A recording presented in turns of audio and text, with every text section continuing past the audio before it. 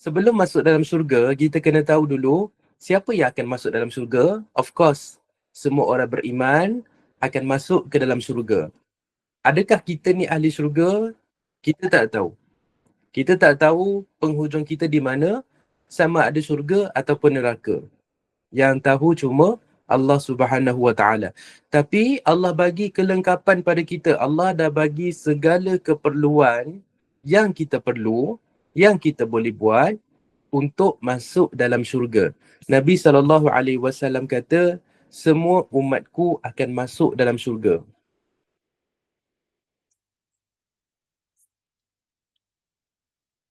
Nabi SAW kata, semua umatku akan masuk dalam syurga. Boleh nampak tak slide tu ke dia jadi kecil? Slide boleh nampak tak? Screen? Boleh ya? Baik.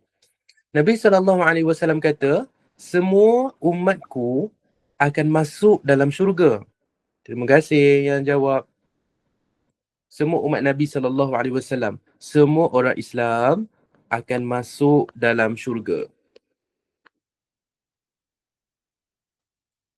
Kecuali, Nabi kata, ada pengecualian. Ada orang yang tak dapat masuk dalam syurga. Siapa? Kecuali orang yang enggan. Kecuali orang yang tak nak. Kalau kita tengok, segala kelengkapan yang kita perlukan untuk masuk dalam syurga, Allah Subhanahu Wa Taala dah bagi. Dan Allah bagi macam-macam peluang pada kita. Allah bagi peluang kalau kita buat dosa, kita akan dapat satu dosa. Tapi bila kita buat satu amalan kebaikan, kita akan dapat dua pahala.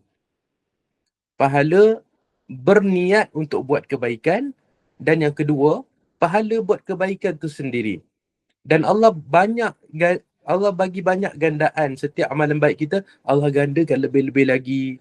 Baca Al-Quran, satu huruf Allah bagi 10 kebaikan. Macam-macam Allah bagi pada kita. Kalau ikutnya secara logik, dosa kita sepatutnya sikit kalau nak dibandingkan dengan pahala. Pahala kita sepatutnya sangat banyak. Bayangkan sehari kita baca surah Al-Fatihah berapa kali? Paling kurang 17 kali setiap hari. Dan surah Al-Fatihah ada berapa huruf? Sangat banyak. Nabi SAW kata, sesiapa yang baca satu huruf daripada kitabullah, daripada kitab Allah, maka dia akan dapat satu pahala. Satu huruf, dia akan dapat satu pahala. Dan satu pahala, Allah akan bagi 10 kali ganda. Dan setiap pahala kita Allah boleh gandakan sampai 700 kali ganda lagi. Dan sebanyak mana yang Allah Subhanahu Wa Taala nak. Sebab tu pada bulan Ramadan ni, kita banyakkan baca Al-Quran walaupun mungkin kita tak faham. Walaupun mungkin kita bila baca Al-Quran tu, kita merangkak-rangkak, kita tak faham pun ertinya, kita tak faham pun apa mesej yang disampaikan oleh Al-Quran tu, tapi jangan sedih sebab bulan ini bulan rahmat, bulan ini bulan keampunan, dan bulan ini bulan Al-Quran.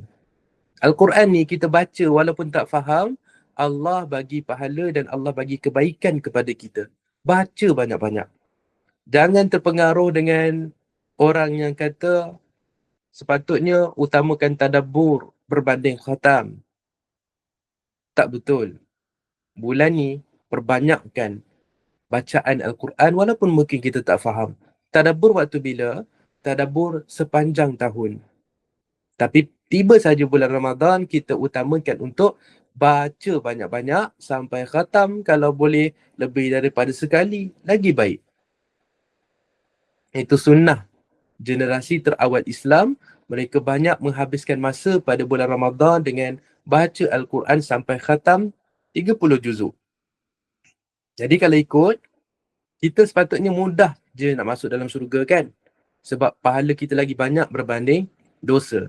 Sebab tu Nabi SAW kata, semua Muslim masuk syurga.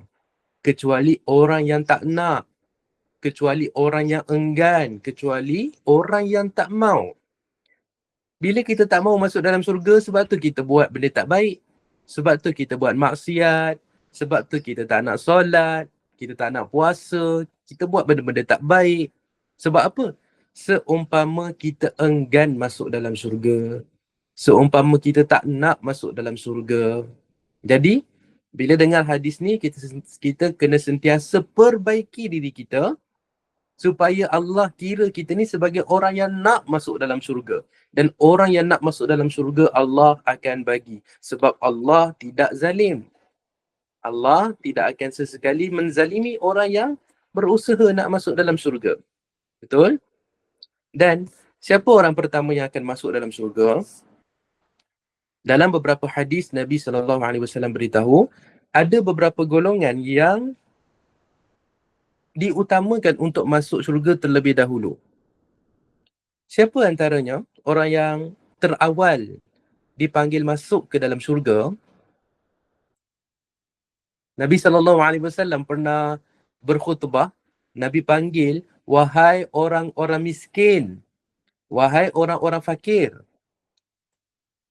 Fakir ataupun miskin. Wahai orang-orang miskin, ala ubashirukum, nak tak aku berikan satu berita gembira? Nabi kata, sesungguhnya orang miskin daripada kalangan orang beriman akan masuk syurga lebih awal berbanding orang yang kaya. Selama beza tempohnya 500 tahun. 500 tahun dunia. Nak katanya, orang miskin akan masuk dalam syurga jauh lebih awal berbanding orang kaya. Orang fakir ataupun miskin masuk dalam syurga lebih awal berbanding orang yang kaya.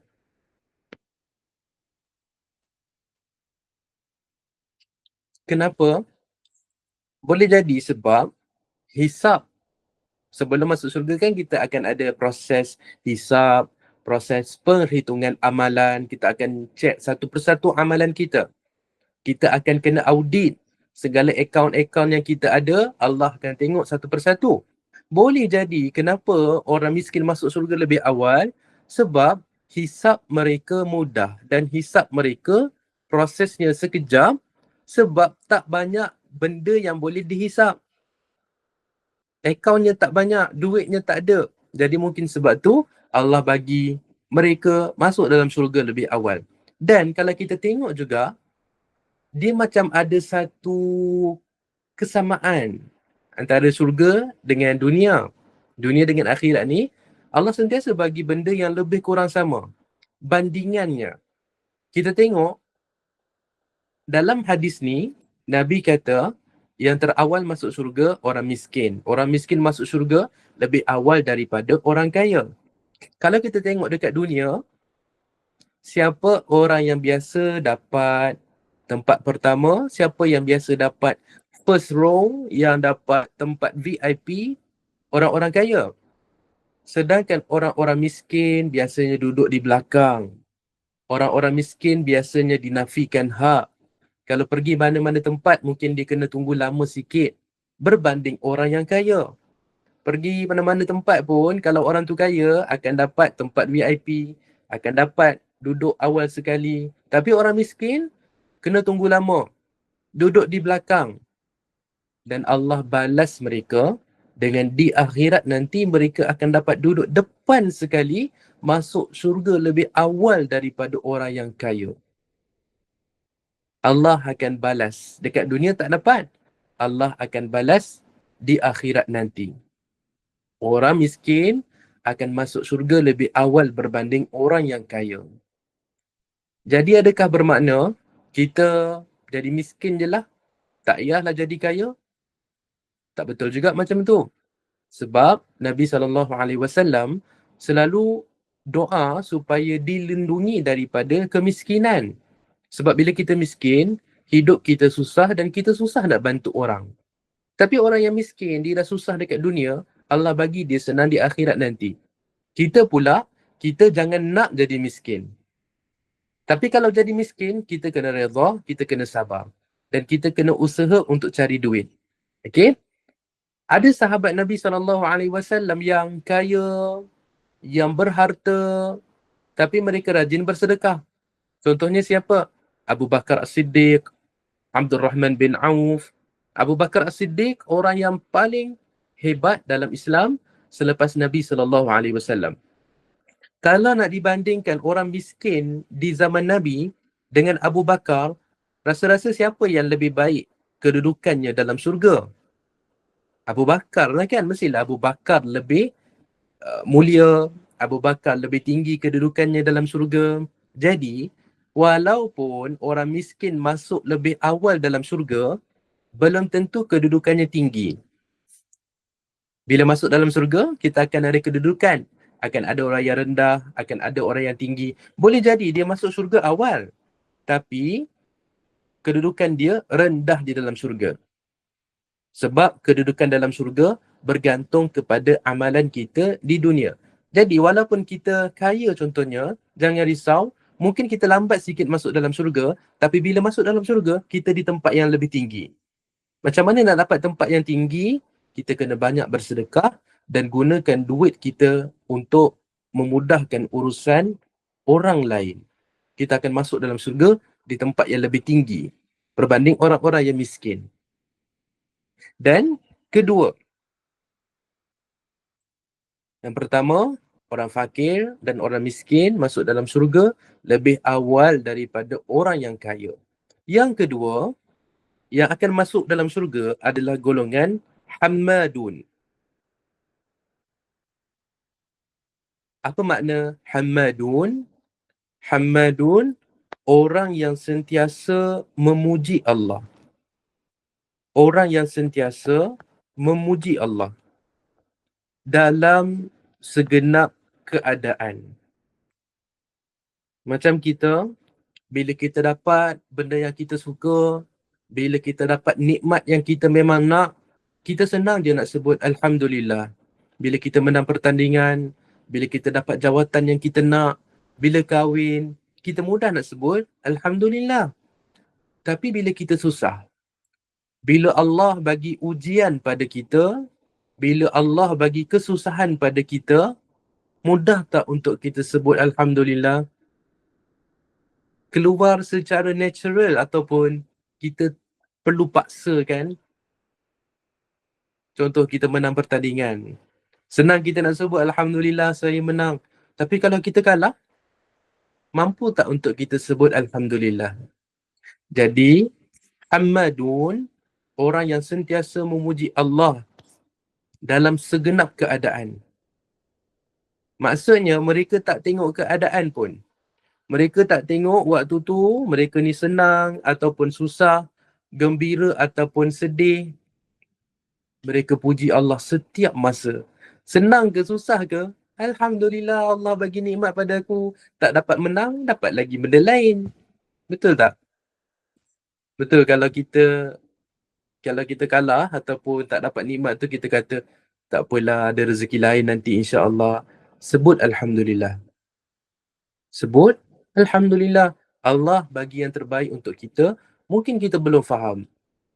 Mungkin kita belum faham apa Allah punya perancangan, apa wisdom di sebalik kejadian yang menimpa kita. Tapi Allah akan bagi yang terbaik. Bila kita serahkan hidup kita ni sepenuhnya kepada Allah, kita takkan kecewa. Kita hanya kecewa bila kita serahkan kehidupan kita ni pada dunia. Tak dapat jawatan, kecewa. Tak dapat kahwin dengan orang yang kita nak, kecewa.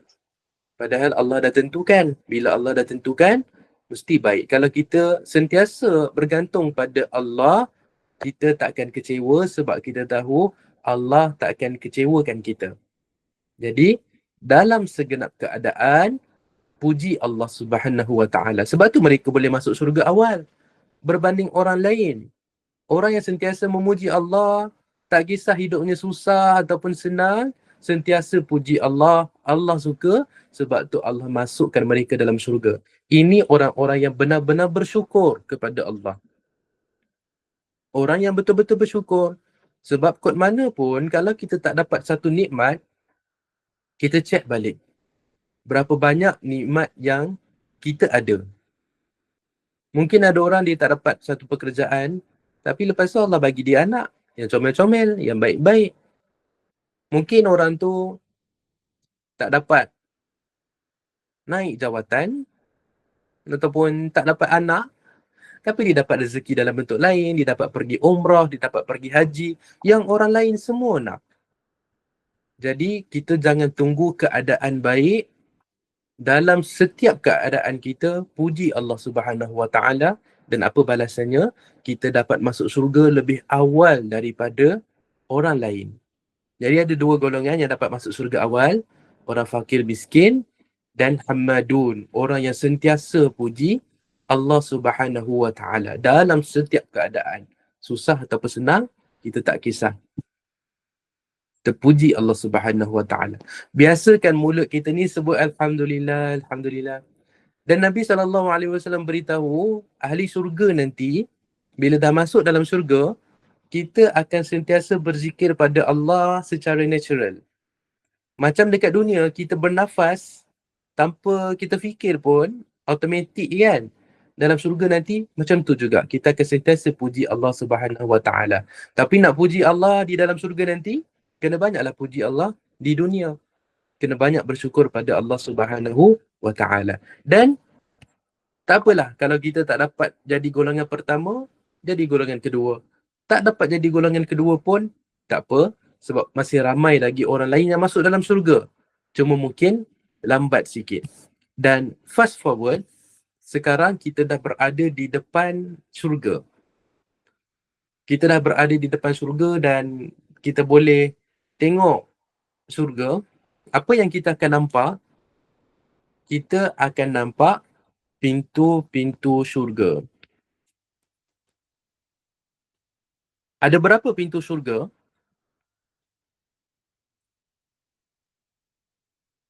Pintu-pintu syurga ni sangat besar dan bila kita tengok tu, kita akan terpaku dan kita akan nak sangat masuk dalam. Ada 8 buah pintu syurga. Ada 8 buah pintu syurga bergantung kepada amalan kita. Ada pintu solat, ada pintu sedekah, ada pintu jihad, ada pintu royan untuk orang yang berpuasa, dan ada banyak lagi pintu, ada 8 buah semuanya bergantung kepada amalan kita di dunia. Amalan mana yang kita buat dengan cara terbaik, kita akan masuk syurga melalui pintu tu. Akan ada malaikat yang jaga setiap pintu dan malaikat tu macam warden yang akan panggil nama-nama ahli syurga ikut pintu yang Allah dah tetapkan untuk mereka bergantung kepada amalan di dunia. Contoh, kalau ada orang dekat dunia dia rajin solat, yang wajib dia buat, dan dia tambah pula dengan solat sunat, maka Allah akan panggil dia, malaikat akan panggil dia untuk masuk melalui pintu solat. Dan dia boleh masuk dalam pintu solat, masuk ke dalam syurga. Ada orang yang dia rajin bersedekah. Solat dia buat, yang wajib, lepas tu dia banyak bersedekah. Jadi malaikat akan panggil melalui pintu sedekah, masuk ke dalam ni. Dan bila kita berada di depan pintu syurga, kita dapat tengok isi syurga tu. Jadi seumpama pintu syurga ni mungkin transparent. Mungkin kita boleh, mungkin dia dalam bentuk, kalau dunia ni mungkin kita kata macam kaca, macam gelas. Kita boleh nampak tembus ke dalam, kita boleh dapat nampak nikmat-nikmat syurga, tapi kita tak dapat nampak sepenuhnya. Kita dapat nampak sikit je, dan bila kita dapat tengok tu, kita rasa nak masuk dalam syurga, tak sabar nak masuk dalam syurga. Okay? Dan tadi kita kata amalan akan menentukan, amalan kita di dunia akan menentukan pintu syurga mana yang malaikat akan panggil kita masuk. Ada tak orang yang dipanggil lebih daripada satu pintu? Ada. Contohnya orang tu dia rajin solat, dalam masa yang sama rajin bersedekah, Jadi malaikat akan panggil masuk ikut kedua-dua pintu dan dia boleh pilih dia nak masuk daripada pintu yang mana. Pintu solat panggil dia masuk. Pintu sedekah panggil dia masuk. So dia nak masuk ikut pintu mana? Ikut suka. Allah bagi kelebihan, masuklah ikut pintu mana yang kamu nak. Terpulang. Di waktu tu dah seumpama dah tak ada undang-undang, awak nak buat apa, silakan. Sebab undang-undang cuma di dunia. Di sini bergembiralah sepuas-puasnya. Tapi kita kena ready lah, kita kena persiapkan diri nak masuk dalam syurga yang mana satu. Nak masuk dalam pintu yang mana satu. Ada pintu solat, ada pintu jihad, ada pintu sedekah dan ada pintu rayyan. Rayyan ni pintu untuk siapa? Rayyan ni pintu untuk siapa? Untuk orang yang rajin berpuasa. Bulan Ramadan ni pun kalau kita puasa sungguh-sungguh, kalau kita puasa dengan penuh keikhlasan, puasa dengan penuh pengharapan, insya-Allah kita pun boleh masuk dalam syurga melalui pintu Rayyan. Dan pintu Rayyan ni, kenapa namanya pintu Rayyan? Rayyan tu datang daripada perkataan ri. Dalam bahasa Arab, ri. Ri artinya kenyang lepas minum air. Kenyang lepas minum air. Sebab dekat dunia ni, waktu puasa, kita lebih rasa lapar ke lebih rasa dahaga? Kita lebih rasa dahaga, kita lebih rasa nak air. Jadi, di dalam syurga Rayyan, kita akan minum sepuas-puasnya, tak akan rasa dahaga buat selama-lamanya. Kita akan rasa kenyang sentiasa. Okay. So, apa lagi 4 buah pintu? Ada saya tulis dalam buku 8 pintu. Okey, 4 pintu ni, solat, jihad, sedekah, rayyan, itu Nabi SAW sebut secara spesifik. Lepas tu 4 lagi pintu tak disebut secara spesifik. Tapi yang saya simpulkan, 4 lagi pintu. Yang pertama, 5, 6, 7, 8. Pintu Aiman. Aiman maksudnya golongan kanan. Ini pintu untuk umat Nabi SAW yang betul-betul bertawakal kepada Allah. Sebab tu nama lain bagi pintu ni, pintu mutawakkilin. Mutawakkilin, pintu orang-orang yang bertawakal sepenuhnya kepada Allah Subhanahu wa taala. Betul-betul bertawakal kepada Allah, tak serahkan apa-apa kepercayaan kepada makhluk, percaya 100% kepada Allah.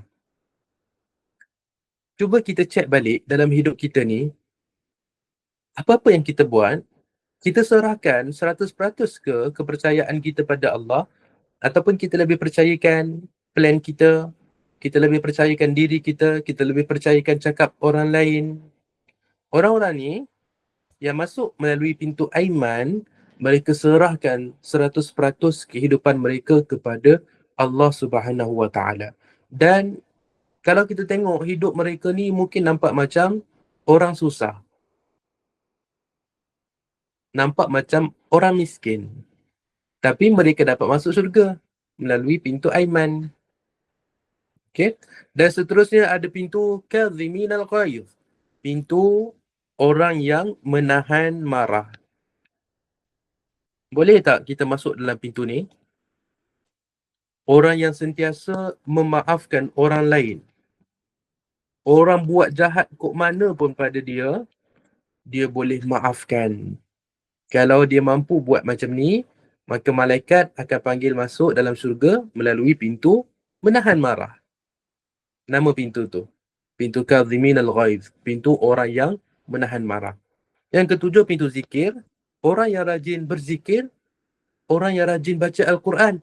Bulan Ramadan ni banyakkan baca Al-Quran. Mana tahu sebab kita baca pada bulan Ramadan ni, Allah panggil kita masuk melalui pintu Rayyan, pintu orang yang berpuasa. Allah panggil kita melalui pintu zikir. Dan Allah panggil kita melalui pintu solat sebab kita jaga solat pada bulan puasa. inilah peluang untuk kita masuk dalam syurga, ikut pintu mana yang kita suka. Sebab tu Nabi SAW beritahu, bila tiba bulan Ramadan, pintu-pintu syurga akan terbuka seluas-luasnya. Jadi bayangkan, pintu syurga dah terbuka. Sekarang ni di sana, pintu syurga dah terbuka. Dan rugi kalau kita tak ambil peluang ni untuk masuk dalam syurga. Dan Allah dah bagi macam-macam kan, boleh nak masuk ke pintu mana yang kita nak, pilih je dan kita buat betul-betul, Allah akan bagi. Dan pintu yang terakhir, pintu taubat. Pintu taubat. Perasan tak?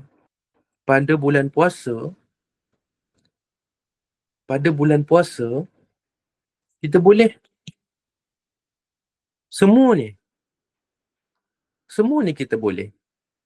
Pintu jihad, mungkin kita tak dapat berjihad macam Nabi SAW. Mungkin kita tak dapat berjihad macam umat-umat terdahulu, macam para salafus soleh. Mungkin tak dapat macam tu sebab kita tak ada perang. Tak macam orang di Gaza.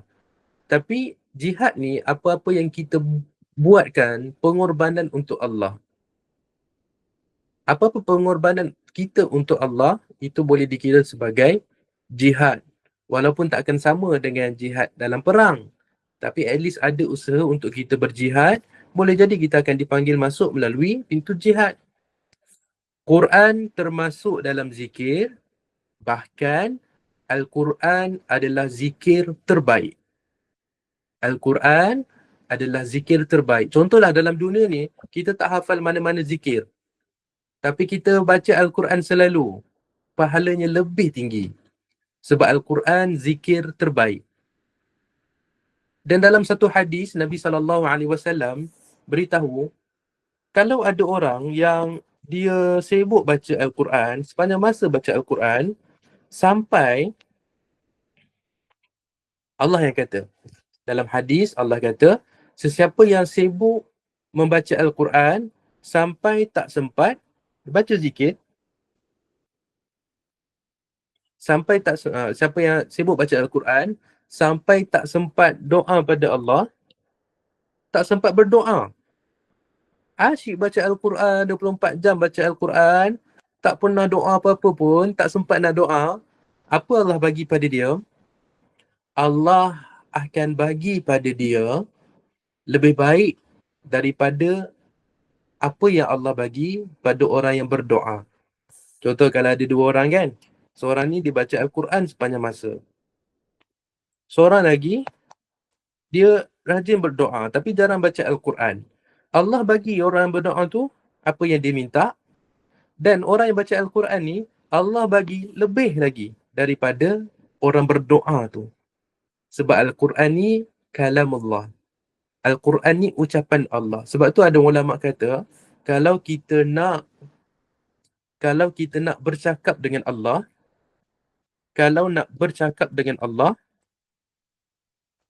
kita solat.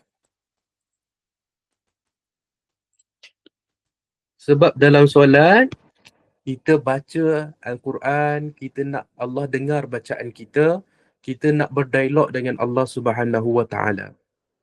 Dan sesiapa yang nak Allah bercakap dengan dia, baca Quran. Sebab Al-Quran ni kalamullah. Al-Quran ni ucapan Allah, Al-Quran ni firman Allah, dan boleh kita kata Al-Quran ni surat daripada Allah untuk kita. Nak dengar apa yang Allah kata, nak dengar firman Allah, baca Al-Quran. Dan sesiapa yang baca Al-Quran, Allah akan bagi banyak sangat kelebihan. Lagi-lagi pada bulan Ramadan, banyakkan baca Al-Quran. Khatamkan Al-Quran. Baca semampu boleh.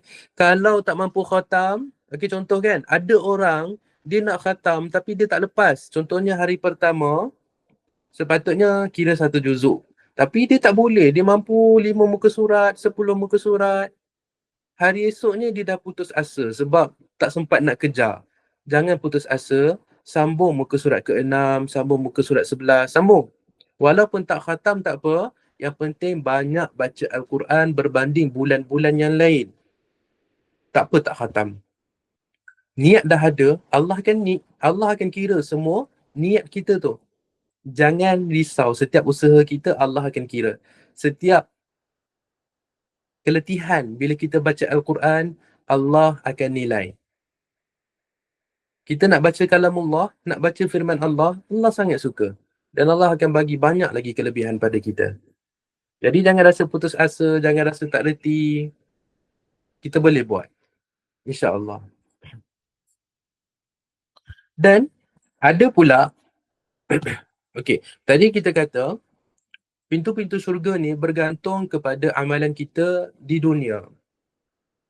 Ada beberapa amalan yang Nabi SAW beritahu, kalau kita buat, Allah panggil kita masuk melalui 88 pintu. Apa antara contohnya? Hadis daripada Umar bin Al-Khattab, Nabi SAW kata, sesiapa yang ambil wuduk, kita ambil wuduk, dan kita ambil wuduk dengan sempurna. Ambil wuduk dengan sempurna ni kita ikut cara Nabi SAW. Macam mana cara Nabi SAW? Semua yang sunat tu kita buat, dan saya yakin kita semua tahu macam mana cara nak berwuduk. Tapi ada satu bahagian yang kita biasanya tinggal sunnah Nabi. Ada satu bahagian wuduk yang kebanyakan kita tinggal tak ikut cara Nabi SAW. Sebab kita rasa benda tu sunat. Apa dia? Menyapu keseluruhan kepala. Itu sunnah Nabi SAW. Lelaki dan perempuan. Macam mana caranya? Air paip. Contoh depan saya ni, bayangkan ada air paip. Kita ambil dengan tangan, dua tangan ni. Dan kita ambil, sapukan di kepala sampai ke belakang. Sampai ke leher. Kemudian tarik balik ke depan. Itu satu kali. Satu kali. Buat 3 kali. Lelaki, perempuan sama. Sampai ke tengkuk, sampai ke hujung rambut tu. Untuk lelaki lah. Perempuan sama juga di bahagian tengkuk tu. Tarik balik ke atas. Itu cara yang kebanyakan masyarakat kita tak buat. Sebab apa? Yelah, yang lelaki pakai kopiah, tak nak rambut rosak. Yang perempuan pun sama, pakai tudung. Buat waktu nak solat. Waktu nak solat, ambil wuduk dengan sempurna. Dan lepas tu, doa. Doa wuduk.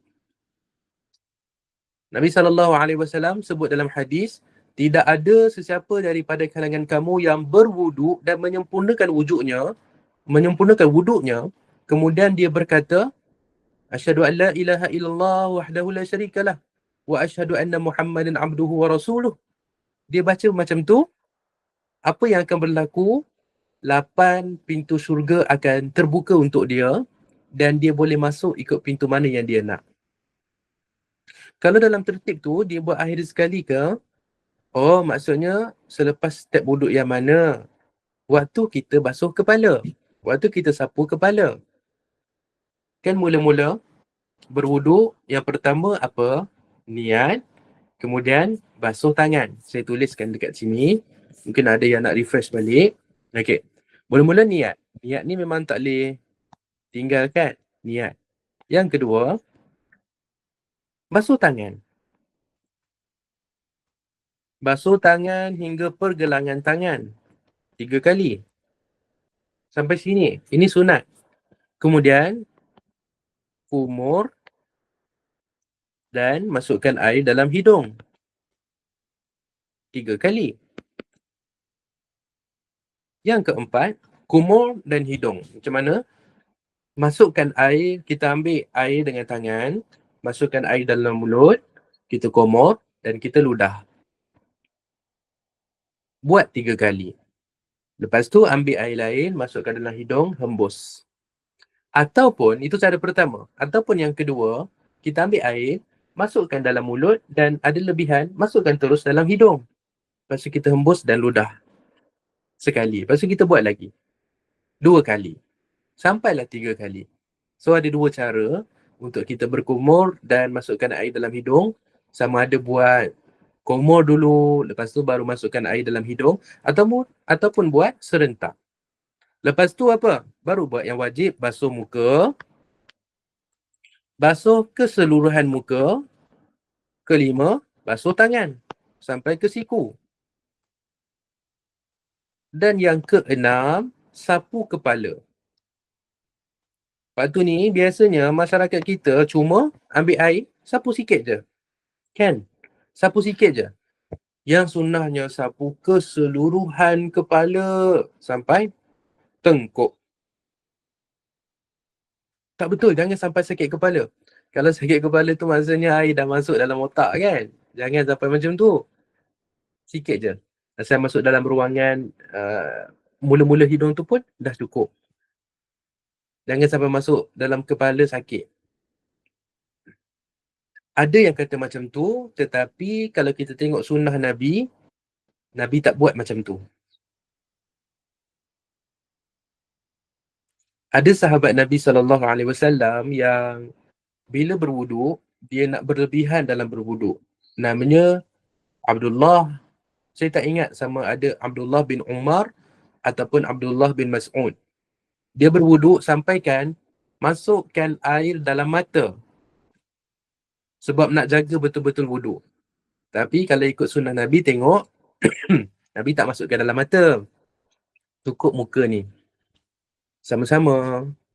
Okay, masukkan air sikit je, cukup untuk kita dapat sedut dan kita dapat hembuskan. Cukup dah. Sapu kepala tu kita ikut betul-betul sunnah Nabi SAW, baru dah dapat ni. Apa kelebihannya? Bila kita dah berwuduk dengan sempurna, lepas tu kita doa pada Allah, 8 pintu syurga akan terbuka untuk kita. Kita boleh masuk mana-mana pintu yang kita nak. 8 ni terbuka untuk kita. Kita boleh masuk ikut mana-mana pintu yang kita nak. Masya Allah. Baiknya Allah ni. Kalau tengok perbuatan, amalan tadi tu, sikit je. Tapi Allah bagi berlebih-lebihan. Dan ulama' juga kata hikmahnya apa? Hikmahnya, kenapa Allah kata, kenapa Nabi kata bila kita berwuduk dengan sempurna, lepas tu kita doa betul-betul, 8 pintu syurga terbuka? Sebab siapa orang yang nak ambil wuduk dengan sempurna ni? Adakah orang biasa-biasa, orang yang tak solat? Tak kan? Orang yang ambil wuduk dengan sempurna ni sebab dia nak solat. Orang yang nak solat. Dan orang yang dah ambil wuduk dengan sempurna, rasa-rasa dia akan buat solat betul-betul ataupun solat main-main, dia mestilah solat betul-betul. Dan bila kita solat betul-betul, kita jaga solat kita, semua amalan kita yang lain akan jadi bagus juga. Sayyidina Umar pernah tulis surat pada pekerja-pekerja dia dan dia kata, perkara yang paling penting aku nak kamu buat adalah jaga solat, sebab kalau kamu jaga solat, segala amalan kamu yang lain akan terjaga. Dan betul, kalau kita disiplin betul-betul, kita jaga solat betul-betul dan kita khusyuk betul-betul, amalan-amalan lain akan kita buat dengan sangat mudah, dengan senang je. Dan mungkin ada orang tanya, dah tu kenapa orang di masjid tu ada yang tak elok, ada yang mulutnya tak baik, mulut neraka. Kenapa ada macam tu? Kita kata solatnya belum sempurna. Mungkin wuduknya belum sempurna. Sebab bila solat betul-betul, solat tu akan halang kita buat daripada kemungkaran, daripada buat maksiat. Perasan tak bila kita banyak buat maksiat, waktu tu solat kita pun tak khusyuk. Dalam solat pun kita bukan dalam keadaan terbaik. Tapi bila kita rajin, kita tiba-tiba rasa nak rajin baca Quran, rajin nak bersedekah, tiba-tiba kita solat pun baik. Mungkin itulah hikmahnya, bila baik solat kita, baiklah segala amalan kita. Dan bila baik segala amalan kita, 8 pintu surga akan terbuka untuk kita. Okey, dan sekarang pintu surga dah terbuka. Siapa orang pertama yang akan masuk dalam surga? Orang pertama yang akan masuk dalam surga, Nabi Muhammad sallallahu alaihi wasallam. Bayangkan, okey, kita akan bergerak bersama-sama, Nabi SAW di depan kita. Bayangkan kalau kita dapat duduk betul-betul belakang Nabi SAW. Tak kisah lelaki ataupun perempuan, Kita mungkin dapat duduk betul-betul belakang Nabi, mungkin kita dapat berlaga bahu dengan Nabi SAW. Waktu tu kita akan faham dan kita akan dapat tahu semua yang Nabi SAW sampaikan dekat dunia, semua yang kita belajar selama ni betul-betul berlaku depan mata kita. Selama ni kita belajar, tapi sekarang betul-betul ada depan kita Nabi SAW, kita dah berada di depan pintu syurga. Bayangkan, Masya Allah, betapa seronoknya kita bila semua yang kita belajar ni berlaku depan mata kita. Dan waktu ni baru kita fikir, ruginya kalau selama ni kita tak percaya. Dan sekarang beruntung buat orang yang percaya sebab benda tu betul-betul berlaku. Betul-betul berlaku. Mungkin ada orang yang ada perkara dalam agama ni yang dia ragu-ragu. Mungkin macam tu. Tapi inilah kita punya perjalanan dalam kehidupan. Kita nak cari kebenaran. Jujurnya macam saya sendiri, saya pernah ada di fasa yang saya tak percaya. Ada fasa-fasa macam tu. Tapi semakin kita belajar, terutama sunnah Nabi, makin belajar sunnah Nabi dan kita tengok betul-betul kehidupan kita, kita akan rasa betul-betul dekat dengan Nabi, rasa betul-betul dekat dengan Allah, dan akhirnya kepercayaan tu akan datang pada kita. Dan kalau sekarang ni tanya pada saya percaya tak semua ni? Saya percaya 100%, tak ada ragu sikit pun. Cuma sekarang ni nak beramal je lagi. Bab percaya, saya percaya 100%, saya tak ragu sikit pun. Ada tak masa tiba-tiba datang ragu? Ada. Syaitan akan sentiasa bisik. Tapi lepas tu bila kita ingat balik apa yang kita dah belajar selama ni, keraguan tu akan hilang. Dan kita kena sentiasa minta Allah lindungi hati kita daripada bisikan syaitan. Dia nak buat kita ragu-ragu. Dia nak buat kita ragu-ragu sebab apa? Sebab dia nak masukkan kita dalam neraka, nak kita masuk sama-sama dengan dia. Allah nak kita masuk dalam syurga. Nabi nak kita masuk dalam syurga. Dan sekarang kita dah berada sama-sama dengan Nabi SAW. Nabi Muhammad kata, akulah orang pertama yang akan ketuk pintu syurga. Nabi SAW orang pertama yang akan ketuk pintu syurga ataupun tekan loceng, membunyikan loceng di syurga. Dan bila Nabi SAW ketuk pintu syurga, malaikat akan buka pintu syurga dan malaikat akan tanya, tapi bukan buka sepenuhnya, buka sikit je. Malaikat akan tanya, siapa kamu? Malaikat saja tanya, siapa kamu? Nabi akan jawab, Muhammad. Dan malaikat akan kata, aku diperintahkan untuk tidak membuka pintu ini untuk sesiapa sebelum kamu. Jadi orang pertama yang akan masuk dalam syurga Nabi Muhammad sallallahu alaihi wasallam, dan kita berada di belakang Nabi sallallahu alaihi wasallam. Di dunia kita follow Nabi. Di dunia kita ikut sunnah Nabi sallallahu alaihi wasallam. Walaupun kita tak nampak Nabi, Nabi tak ada depan mata kita, tapi kita cuba ikut sunnah Nabi. Macam itulah di akhirat nanti kita akan follow di belakang Nabi sallallahu alaihi wasallam untuk masuk ke dalam syurga. Dan walaupun kita ni umat yang terakhir dalam dunia, kita juga umat pertama yang akan masuk dalam syurga. Jadi jangan ragu yang kita akan masuk syurga lebih awal daripada umat-umat yang lain. Walaupun mungkin kita orang kaya, kita tak miskin. Mungkin juga kita ni bukan hammadun, orang yang sentiasa memuji Allah. Macam tadi kan, yang pertama masuk syurga, orang miskin dan hammadun. Boleh jadi kita tak termasuk dalam ni, tapi jangan ragu-ragu yang kita akan sentiasa dapat pas VIP, duduk dekat dengan Nabi SAW. Sebab kita umat Nabi SAW, kita akan duduk di belakang Nabi SAW. Dan sekarang, bila Nabi dah ketuk pintu syurga dan malaikat pun dah terima arahan untuk buka pintu tu, apa yang akan berlaku? Dalam surah Az-Zumar rasanya. Saya cek sekejap. Saya minta izin. Saya rasa Zumar 73 sekejap. Okey. Surah Az-Zumar ayat 73. Sekejap ya.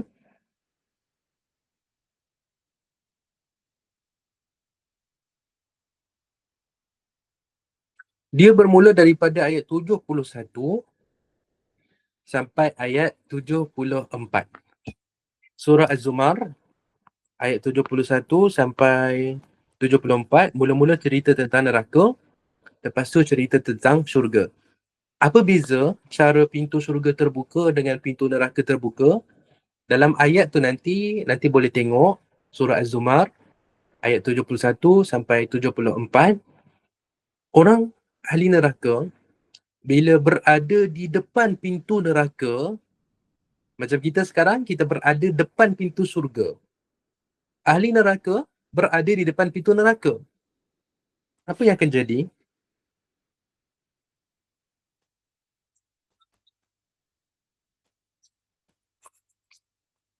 Kalau baca terjemahan je, mungkin kita tak jumpa benda ni. Tapi boleh tengok teks asal dalam bahasa Arab. Hatta idza ja'uha futihat abwabuha. Hingga apabila ahli neraka sampai di depan pintu neraka, futihat abwabuha. Pintu-pintu neraka dibuka. Futihat maksudnya dibuka. Bila ahli neraka berada di depan pintu neraka, pintu tu akan tiba-tiba terbuka. Dan ahli neraka akan terkejut nak mampus. Terkejut sangat-sangat tengok segala kesengsaraan yang ada dalam neraka. Tapi syurga lain sikit. Allah bagi special. Bila kita berada di depan pintu syurga, wa futihat.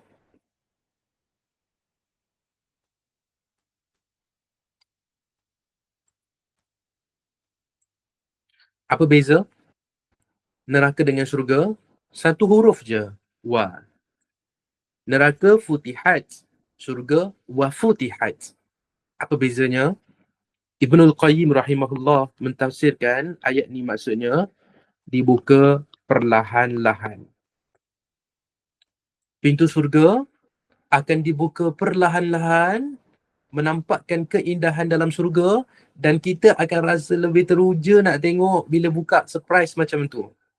Sebab tu kalau tengok packaging iPhone pun, apa-apa produk Apple bila kita beli, dia akan buka perlahan-lahan. Kita tak boleh nak buka terus. Buka perlahan-lahan. Macam satu hadiah yang special. Macam tu juga syurga Allah Subhanahu Wa Taala akan dibuka perlahan-lahan pintunya, dan kita akan rasa sangat teruja dan tak sabar nak masuk dalam syurga. Dan best ayat tu, ayat ke-74, bila kita dah masuk dalam syurga kan, apa yang kita ucapkan? Bila dah masuk dalam syurga, apa yang kita ucapkan? Kita ucapkan Alhamdulillah. Ucapan pertama bila kita masuk dalam syurga apa? Alhamdulillah. Alhamdulillah bagi Allah yang telah menunaikan janji. Dan Allah berikan kita syurga, kita boleh masuk, kita boleh menikmati syurga ni dekat mana-mana yang kita nak. Itu ucapan kita. Segala puji bagi Allah yang telah memenuhi janjinya. Ni janji Allah Subhanahu Wa Taala. Dan bila kita masuk dalam syurga nanti, kita akan kata, Masya Allah, Alhamdulillah. Alhamdulillah, Allah telah sempurnakan janjinya dan Allah bagi kita syurga. Kita boleh duduk dalam syurga ni dekat mana-mana yang kita nak. Bayangkan betapa seronoknya nanti. Tapi kita kena masuk dalam syurga untuk dapatkan keseronokan tu. Dan Nabi SAW beritahu, the first batch. Batch pertama orang yang masuk dalam syurga, mereka sangat gembira. Moga-moga kita dapat masuk dalam batch yang pertama ni. Batch pertama, Nabi SAW beritahu, wajah mereka punyalah seronok tu, wajah mereka seindah dan seterang bulan purnama.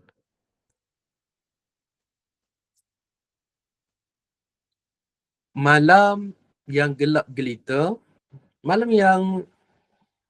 yang tak ada awan, tak ada asap jerebu, tak ada kosong, tiba-tiba ada bulan purnama, bulan penuh yang bercahaya. Cuba kita tengok. Ada tak benda lain yang lebih cantik daripada bulan? Tak ada. Sangat cantik, sangat indah, sangat terang. Macam itulah wajah batch pertama yang masuk dalam syurga seumpama bulan purnama. Batch yang kedua masuk pula, kalau kita dapat batch yang kedua ni pun, Alhamdulillah. Batch yang kedua ni, wajah mereka seperti bintang yang paling terang kita boleh tengok. Dekat langit malam-malam, cari mana satu bintang yang paling terang, macam itulah rupa kita bila masuk dalam syurga nanti. Moga-moga Allah masukkan kita dalam syurga. Allahumma amin. Dan bila kita masuk dalam syurga, badan kita bukan badan yang ini. Ni cuma badan di dunia dan di mahsyar. Di dunia dan di mahsyar. Pada mahsyar, di akhirat kan. Ini badan kita. Kita cuma pinjam je badan ni. Tapi bila masuk dalam syurga, kita dah tak guna badan ni. Kita akan tinggal dia, tinggal dekat luar. Kita akan masuk dalam badan yang baru. Kita ni kan cuma roh. Badan ni kan cuma satu vessel. Badan ni cuma satu bekas yang Allah bagi pinjam pada kita. Dan kita diuji dengan badan ni. Ada orang dapat bekas yang cantik, ada orang dapat bekas yang kotor, ada orang dapat bekas yang tak elok. Badan kita kan macam-macam rupa ada. Ada bekas yang tak sempurna. Sebab ni semua pinjaman Allah nak tengok macam mana kita guna bekas ni di dunia. Yang sebenarnya kita ni cuma roh dalam ni. Roh dalam badan kita ni lah sebenarnya diri kita. Dan roh tu akan dimasukkan dalam bekas yang lain di akhirat nanti. Macam mana rupa bekas tu? Macam mana rupa badan kita di akhirat nanti? Tinggi kita setinggi Nabi Adam AS. Tinggi kita setinggi Nabi Adam AS. Berapa tinggi Nabi Adam? Waktu Allah Subhanahu Wa Taala ciptakan Nabi Adam, Allah cipta Nabi Adam di mana? Di dalam syurga. Allah ciptakan Nabi Adam di dalam syurga. Setinggi 60 hasta. Ataupun kalau kita kira ikut kiraan hari ni, 30 meter. Tinggi. Allah ciptakan Nabi Adam 30 meter. Kemudian Allah hantarkan Nabi Adam ke muka bumi, Allah pendekkan Nabi Adam. Mungkin Allah bagi jasad yang lain pada Nabi Adam. Dan ada ulama yang kata, di dalam syurga, kan kita tak buang air besar, kita tak buang air kecil, kita tak buang. Nabi Adam pun sama. Tapi sebabkan Nabi Adam makan buah tu, buah yang dilarang tu, dia makan, so buah tu menyebabkan organ dalaman ni berubah, menyebabkan perlu buang air besar, perlu buang air kecil, dihantar ke muka bumi. Bumi ni umpama tandas je. Bumi ni umpama tempat najis je. Tempat sebenar kita di dalam syurga nanti. Jadi, kita akan ikut tinggi Nabi Adam di dalam syurga. 30 meter. Berapa umur kita di dalam syurga? Pernah dengar tak? Saya nak tanya, boleh ada yang komen. Berapa umur kita dalam syurga? 30-an. Nak ada satu jawapan lagi tepat? Betul, 30-an. 33 kot? Betul. 33. 33 tahun. Tapi kita kena tahu, kot mana pun kita kena tahu, 33 tahun untuk syurga, dia tak sama macam 33 dekat dunia. Ada orang 33 dekat dunia, dah tua kerepot. Ada orang 33 dekat dunia masih awet muda. Jadi kot mana pun dekat dunia, sentiasa ada kekurangan. Dalam syurga takkan ada kekurangan. 33 yang sempurna. Sama macam umur siapa? Sama macam umur Nabi Isa alaihissalam waktu Nabi Isa diangkat ke langit. Usianya 33 tahun. Dan bayangkan, ada tak orang yang kita sayang, contohnya tok nenek kita, ataupun ayah kita, mak kita, bayangkan kalau kita masuk dalam syurga sama-sama, umur kita sebaya. Umur kita sebaya dengan mak kita. Contoh kalau ada suami yang lebih tua 10 tahun bezanya, masuk dalam syurga, sama umur, sebaya. Dan kita boleh main sama-sama Biasa kan ada mak-mak yang dekat dunia hidupnya tak best. Mungkin hidupnya terseksa dan kita pun rasa sedih dengan mak kita. Mak kita hidup dengan tak senang dan kita bayang macam mana kalau kita dapat main-main dengan mak kita. Dalam syurga kita boleh buat semua tu sebab semuanya sebaya. 33 tahun kita boleh berborak, kita boleh main sama-sama sebab usia kita sama. 33 tahun, tak lebih dan tak kurang. Dan cantiknya, kita akan masuk dalam syurga ni setinggi Nabi Adam, sama umur Nabi Isa dan seindah Nabi Yusuf alaihi salam. Bahkan lebih lagi.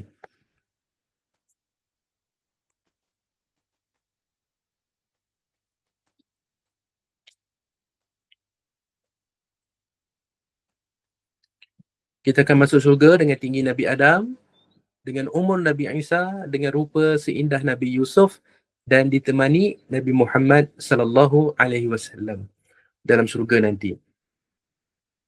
Dan rupa badan kita waktu masuk dalam syurga tu, kita tak ada bulu. Okay, kita tak ada bulu, satu bulu pun tak ada. Tak ada bulu roma, tak ada. Badan kita bersih, tak ada janggut dan mata kita bercelak.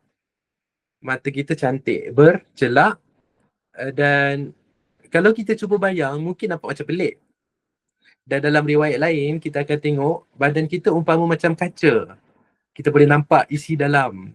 Kalau kita bayang mungkin kita rasa macam pelik ni, macam tak cantik. Tapi kita kena tahu dalam syurga semuanya cantik. Dekat dunia mungkin kita buruk, jangan terasa, no offense. Mungkin kita buruk, tapi bila masuk dalam syurga kita akan jadi sangat-sangat cantik. Kita dah nak habis kelas, jangan risau. Kita dah nak habis, sikit je lagi.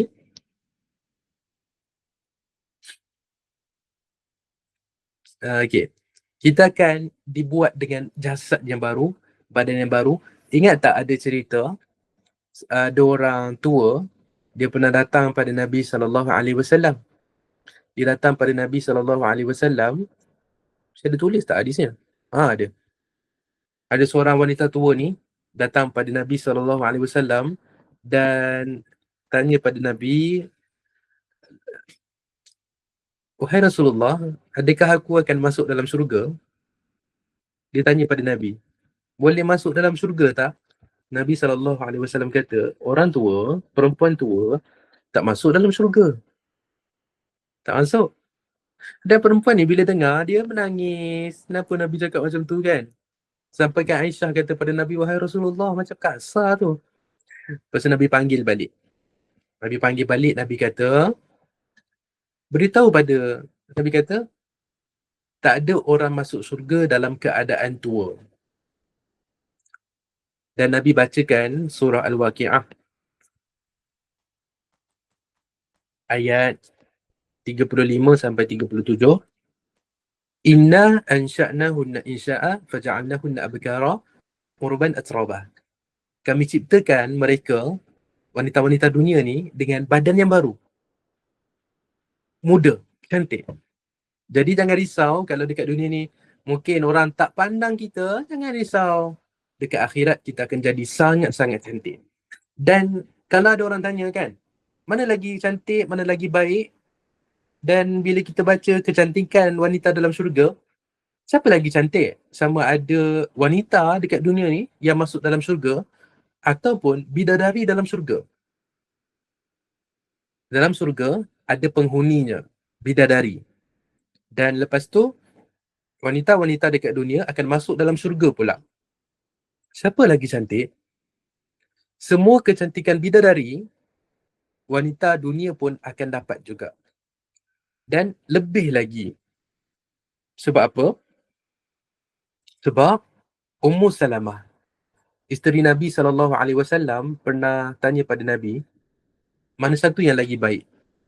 Wanita dunia, wanita dekat dunia ni bila masuk dalam syurga, ataupun bidadari dalam syurga tu?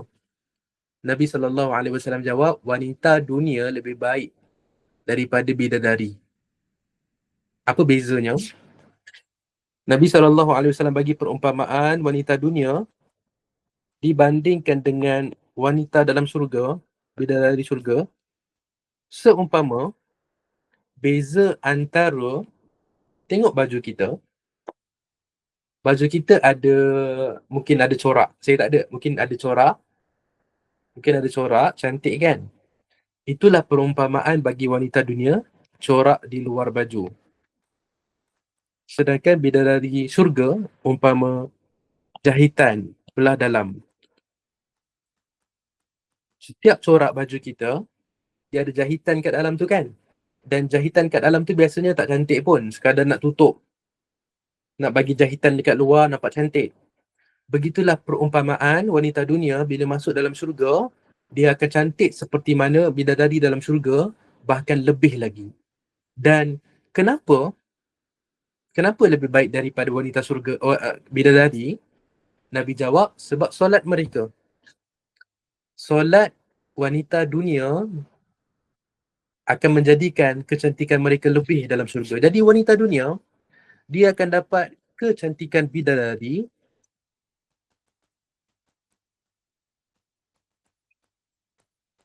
ditambah dengan seri ibadah. So, akan jadi lebih cantik dan lebih baik daripada bidadari dalam syurga.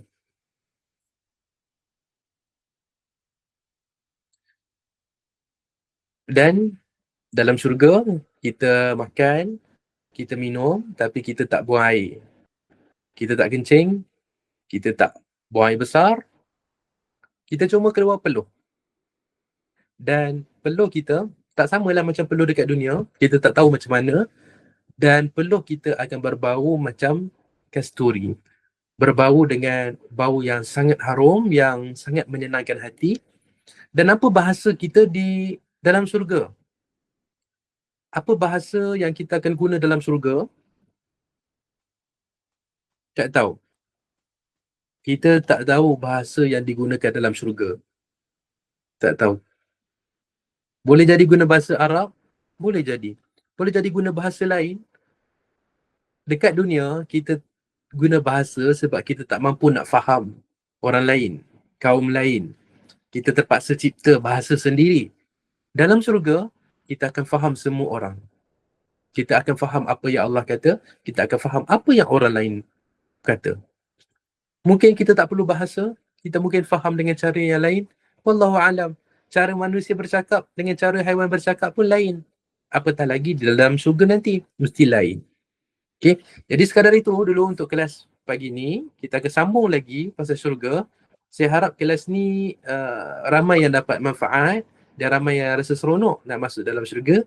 Dan sesiapa yang seronok nak masuk dalam syurga, Allah akan bagi. Allah akan bagi orang yang nak masuk syurga untuk masuk dalam syurga.